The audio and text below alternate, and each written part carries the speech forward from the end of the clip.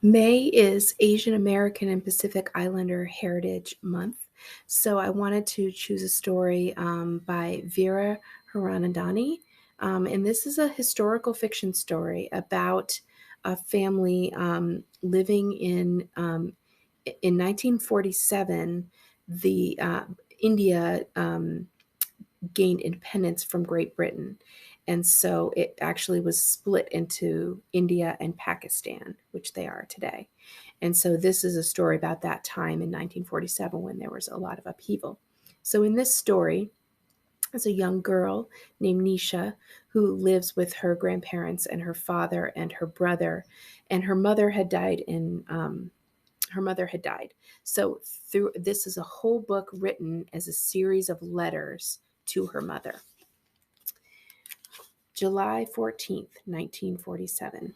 Dear Mama, I know you know what happened today at 6 o'clock a.m., 12 years ago.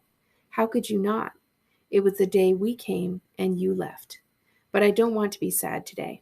I want to be happy and tell you everything. I'll start at the beginning. You probably already know what I'm telling you, but maybe you don't. Maybe you haven't been watching. I like turning 12 so much already. It's the biggest number I've ever been, but it's an easy number. Easy to say, easy to count, easy to split in half. I wonder if Emil thinks about you on this day like I do. I wonder if he likes being 12. So I don't know if you can gather from that, but she and Emil are twins, and their mother died when they were born.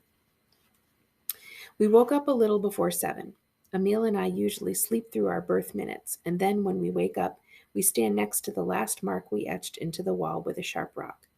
No one else knows it's there. I do it for Emil and he does mine, and then we compare how much we've grown since last year.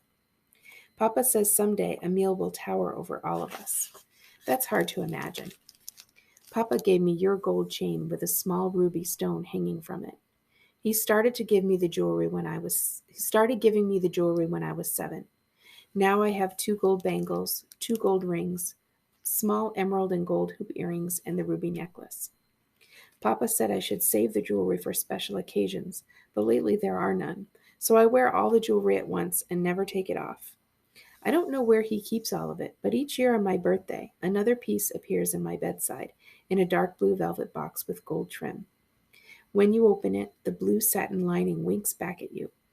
Papa always asks for the box back after I take out the jewelry. Secretly, I want the box more than the jewelry. I want it to be all mine and never have to give it back. I could find any old thing, a pebble, a leaf, a pistachio shell, and put it in the box. Like magic, these things would get to be special, at least for a day. Maybe he'll let me have it when your jewelry runs out. I want to tell you about this diary I'm writing in. Kazi gave it to me this morning wrapped in brown paper, tied with a piece of dried grass. He never gives me gifts on my birthday. I once read an English story where a little girl got a big pink cake and presents wrapped in shiny paper and bows for her birthday. I thought about the little gifts Kazi gives us all the time. Pieces of candy under our pillows, or a ripe tomato from the garden, sliced, salted, and sprinkled with chili pepper on a plate. Cake and bows must be nice, but is anything better than a perfect tomato? The diary is covered in purple and red silk, decorated with small sequins and bits of mirrored glass sewn in. The paper is rough, thick, and the color of butter. It is not lined, which I like. I've never had a diary before. When Kazi gave it to me, he said it was time to start writing things down and that I was the one to do it. He said, someone needs to make a record of the things that will happen because the grown-ups will be too busy. I'm not sure what he thinks is going to happen, but I've decided I'm going to write in it every day if I can. I want to explain things to you as if I'm writing a storybook, like the Jungle Book, except without all the animals. I want to make it real so you can imagine it. I want to remember what everyone says and does, and I won't know the ending until I get there. Kazi also gave Emil 5 charcoal drawing pencils. 5! He also made us rice kheer with our puris. I'm not sure there's anything better tasting in the world. Emil, who normally eats too fast, makes his pudding last extra long, eating the smallest bites he can. I think he does it just so that I have to watch him long after I've finished. Every so often, he'll look up at me and smile. I pretend I don't care. Sometimes he saves his sweets for me, but not rice kheer. Today we are running late, though, and Emil couldn't spend forever eating his kheer because Daddy took our plates away and told us to get ready. Emil started grumbling about school and how he wished he was a grown-up and could work at the hospital like Papa instead. The drums sound better at a distance, Daddy said, like she always does, and rushed us out the door. Here's another secret, and don't be mad. Emil and I didn't go to school. We headed all the way out of town to the sugarcane field and tried to walk through it like a maze. We broke off pieces to chew. Later, we stopped under a shady tree. Emil found bugs to draw, and I read. After, we bought potato pakoras on the roadside cart in town, hoping no one would ask why we weren't in school. The pakoras tasted crisp and extra salty.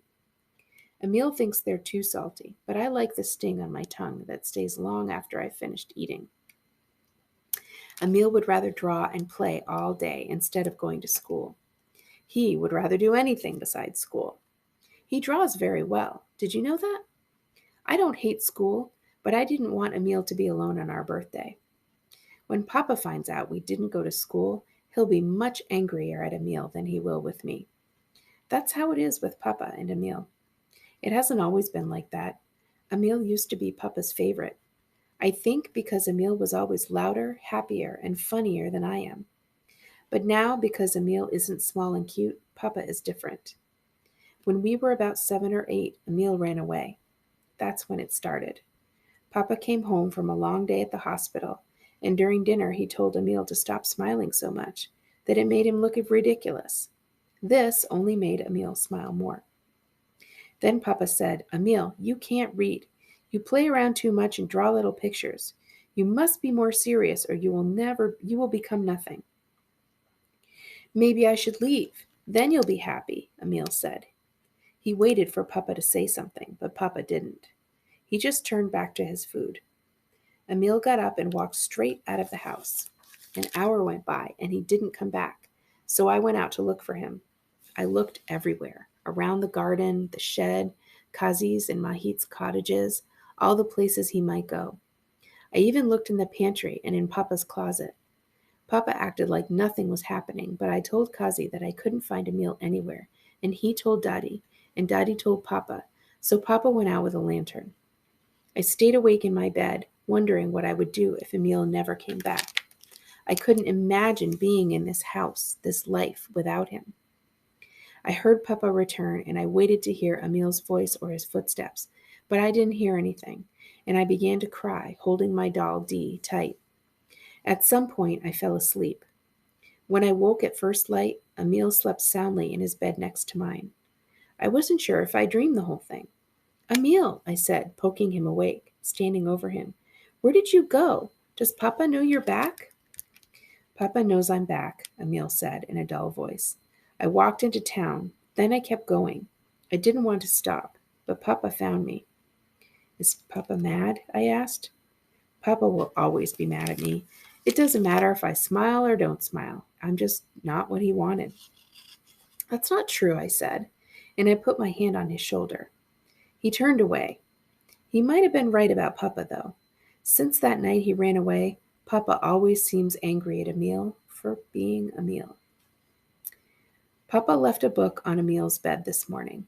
Normally on our birthday, he only gives me the jewelry, and we do a puja at our temple and offer the gods handfuls of leaves and sweets for a prosperous year. But Papa did not talk about it this morning. Maybe we will go tomorrow. Papa doesn't like to go to temple. We only go on our birthdays and Diwali because Daddy begs us to go. Sometimes Papa walks her there and waits outside for her. I always look forward to going. I drink in the smoky smell of the lamps burning. I even like the metal taste of the holy water on my tongue. The soft sounds of the prayers being chanted and sung makes me feel loved, like you're there, watching. But maybe a Hindu temple isn't the last place you'd be, or is the last place you'd be. Emil's book is beautiful. It's a thick collection of tales from the Mahabharata with gold lettering on the cover and bright, colorful pictures inside. Emil will love the drawings, but he won't read it. Emil says He can't read right because the words jump around and change on him. Papa thinks he's lying so he doesn't have to do his schoolwork, but I know he's not. I see the way he studies the writing, his eyes squinted, his face pinched. I see how hard he tries. He even turns the book upside down sometimes, but he says nothing helps. I think it's because Emil is a little bit magical.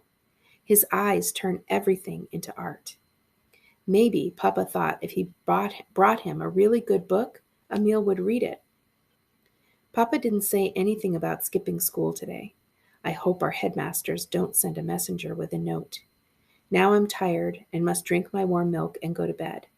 Emil is already sound asleep, making little whistling sounds through his nose. I've decided that night is the best time to write to you. That way, no one will ask me any questions. Love, Nisha.